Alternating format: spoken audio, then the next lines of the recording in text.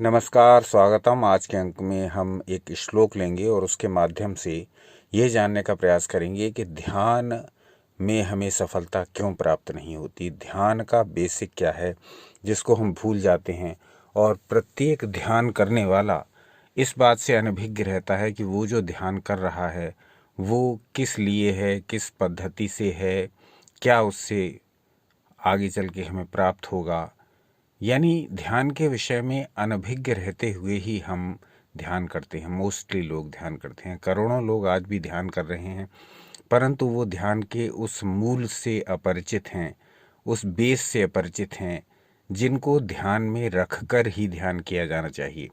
यानी ध्यान तो करते हैं परंतु ये ध्यान नहीं देते कि ये ध्यान क्यों, कैसे, कब किया जाए।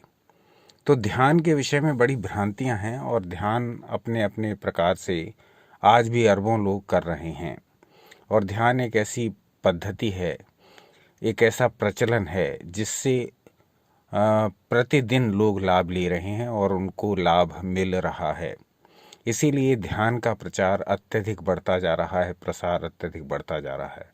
आज के अंक में हम चर्चा करेंगे सनातन शास्त्रों से एक ऐसे प्रयोग की, एक ऐसे श्लोक की जिसको यदि हमने जान लिया, जितने भी लोग ध्यान करते हैं उन्होंने जान लिया, तो निश्चित रूप से उनका ध्यान करने का पूरा प्रोसेस ही बदल जाएगा।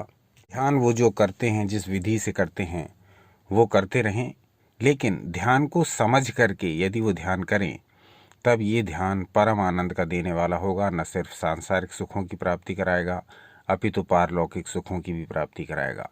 क्योंकि ध्यान की जो प्रोसेस, ध्यान की जो विधि, ध्यान की जो प्रक्रिया इस श्लोक में बताई गई है वो सांसारिक और पारलौकिक दोनों प्रकार की वस्तुओं को प्राप्त करने के लिए पर्याप्त है। आप चाहें संसार के क्षेत्र में किसी भी सफलता के आकांक्षी हों, आप संसार में जो दिखाई देते हैं उन सुखों में से किसी एक को पाना चाहें, या आप किसी देवी या देवता की उपासना में रत हों, या निराकार ईश्वर की प्राप्ति चाहें, मोक्ष चाहें, निर्वाण चाहें, लिबरेशन चाहें, यानी किसी भी आपकी जो इच्छा है, आपका जो अभीष्ट है, उसकी प्राप्ति के लिए आप ध्यान करते हैं। चाहे आप किसी वस्तु की प्राप्ति के लिए ध्यान न करते हो तो भी आप मानसिक शांति के लिए तो ध्यान करते ही हैं, पीस के लिए तो ध्यान करते ही हैं, अपनी क्रिएटिविटी, अपनी एनर्जी को बढ़ाने के लिए तो ध्यान करते ही हैं। तो कहने का अर्थ ये कि हम कुछ न कुछ पाने के लिए ध्यान करते हैं, और ये पाया कैसे जाता है ये ही हमको पता नहीं। यानी ध्यान तो हम करते हैं और प्रतिदिन करते हैं, क्योंकि एक प्रचलन में है, एक पद्धति है, और इसके बहुत लाभ आज भरे पड़े हैं इंटरनेट पर, पुस्तकों में। ध्यान केंद्र खुल गए हैं करोड़ों की संख्या में। ईस्ट से लेकर वेस्ट तक हर जगह लोग ध्यान कर रहे हैं, परंतु ध्यान को समझना बहुत आवश्यक है। ध्यान को समझे बिना ध्यान को करने में वो आनंद नहीं जो ध्यान को पूरी तरह समझ कर करने में है। तो ध्यान के विषय में तो हमारे सनातन शास्त्र भरे पड़े हैं, इतना साहित्य भरा हुआ है ध्यान के विषय में जो हम आपको समय समय पर बताते रहेंगे। आज का जो हमारा अंक है वो समर्पित रहेगा तत्वानुशासन नामक ग्रंथ से लिए गए श्लोक पर, और इसके द्वारा हम ये जानने का प्रयास करेंगे कि इसमें क्या ऐसी विशिष्ट बात बताई गई है जो प्रत्येक ध्यान करने वाले को जानना आवश्यक है। तो तत्वानुशासन नामक ग्रंथ से जो श्लोक है वो आपकी स्क्रीन पर प्रदर्शित हो रहा है। पहले हम इस श्लोक को देखेंगे, इसका भावार्थ समझने का प्रयास करेंगे, तब हमें पता लगेगा कि कैसे ध्यान किया जाता है, ध्यान कैसे करना चाहिए, ध्यान करने की प्रक्रिया क्या है, और ध्यान कैसे सफलीभूत होगा। जो भी ध्यान हम करते आ रहे हैं आज तक, क्या इस विधि का हम पालन कर रहे थे उसमें? यदि नहीं कर रहे थे तो अब करना प्रारंभ कर दें और देखें कि आपका ध्यान कई गुणा फलदायी होकर के आपको इस संसार की और पारलौकिक सुख प्रदान करने में समर्थ होगा। तो ध्यान का बेस समझ लेते हैं इस श्लोक के माध्यम से, ध्यान का मूल समझ लेते हैं इस श्लोक के माध्यम से, जो कि लिया है हमने आपके लिए तत्वानुशासन नामक ग्रंथ से, और प्रदर्शित हो रहा है आपकी स्क्रीन पर। तो देखते हैं इसमें क्या कहा गया। तो कहा गया है, ध्याता ध्यानं फलं ध्येयं यस्य यत्र यदा यथा इत्येतदत्र बोधव्यं ध्यातुः कामेन योगिता। ये तत्वानुशासन का 37वां श्लोक है और इसमें बड़ी गहरी बात बताई गई है ध्यान के बारे में, जिसे प्रत्येक ध्यान करने वाले को जानना आवश्यक है। तो कहा गया कि ध्यान के 8 अंगों का वर्णन इसमें बताया गया है। तो ध्यान साधना में जो भी प्रगति करना चाहें वो साधक पहले ध्यान के इन अंगों की संपूर्ण और विधिवत जानकारी प्राप्त कर लें। उसके पश्चात ही यदि वो ध्यान करेंगे तो निश्चित रूप से जो भी वो ध्यान कर रहे होंगे, ध्यान के बहुत सारे प्रकार हैं। विज्ञान भैरव तंत्र नामक ग्रंथ में ही 112 तरह के ध्यान बताए गए हैं। वो समय समय पर हम आपके समक्ष प्रस्तुत करते ही रहते हैं। इसके अतिरिक्त पंच तत्वों का ध्यान है, निराकार ईश्वर का ध्यान है, देवी देवताओं का ध्यान है, बहुत प्रकार के ध्यान हैं। अपने शरीर में अलग अलग स्थानों के ध्यान है, हृदय का ध्यान है, नाभि का ध्यान है। इसके अलावा अलग अलग चक्रों के ध्यान हैं, पंच तत्वों के ध्यान हैं। तो बहुत सारे ध्यान हैं और बहुत उनके प्रकार हैं। तो आप भी जिस भी प्रकार से ध्यान करते हैं वो करते रहिए। बस ध्यान के इस बेस को समझ लीजिए, इस मूल को समझ लीजिए, तो आप अपने ध्यान के क्षेत्र में निरंतर प्रगति करेंगे, इसमें कोई संदेह नहीं। तो कहा गया, ध्याता ध्यानम फलम ध्येयम यस्य यत्र यदा यथा इत्येतदत्र बोधव्यम ध्यातुः कामेन योगिता। अब ये क्या है ये समझ लेते हैं। ध्याता, इसका पहला अंग है ध्याता। ध्याता कौन है? आप हैं। तो आप यदि अपने मन और इंद्रियों को एकदम काबू में करके अपनी सांसों को अपना स्थिर करने के पश्चात ध्यान कर रहे हो तो आप ध्याता हो। तो अपने आप को समझो, अवेयर करो कि मैं ध्यान करने वाला हूँ, ध्याता हूँ। ध्यान, इसका दूसरा अंग है ध्यान। यानी अब जिस विषय का भी आप ध्यान कर रहे हो उसमें लीन हो जाओ। अब आप ध्यान किसी भी वस्तु का, व्यक्ति का या शक्ति का कर रहे हो, जिसका भी आप ध्यान कर रहे हो, जिसको पाना चाहते हो, उसमें पूरी तरह से मन इंद्रिय को लीन कर लो। इसका तीसरा अंग है फल।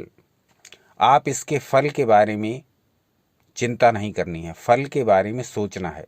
मैं इस ध्यान को करूँगा तो इसका फल मुझे ये प्राप्त होगा। फल की इच्छा और फल की कामना इस भाव से रखनी है कि ये मुझे कब मिलेगा, इसका मैं उत्तरदायी नहीं। मेरा कार्य है ध्यान करना, मैं हूँ ध्याता, और इसका फल मुझे ये चाहिए। ये फल मुझे मिलेगा कब, इसमें कोई आसक्ति न रखते हुए ही ध्यान करना है।